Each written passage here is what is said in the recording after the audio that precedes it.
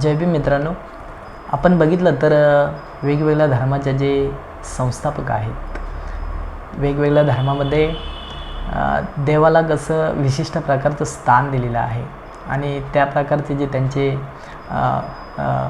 भक्त असतात ते तशा प्रकारचं त्या देवाचं जे आहे ते अनुकरण करत असतात.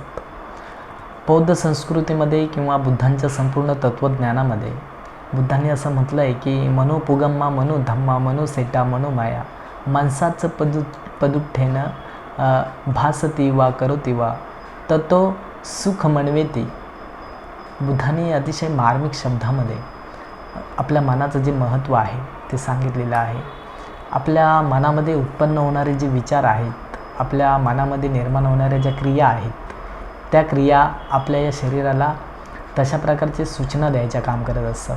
आणि जर का आपण वाईट काम केलं तर बैलगाडीच्या मागे जसं बैलांच्या मागे जसं बैलगाडीचं चाक धावत राहतं आणि त्यांच्या तसंच बुद्धांनी असं म्हटलं आहे की जे वाईट कर्म करतात त्यांच्या मागे देखील दुःख त्या चक्राप्रमाणे, त्या चाकाप्रमाणे चालत राहतं.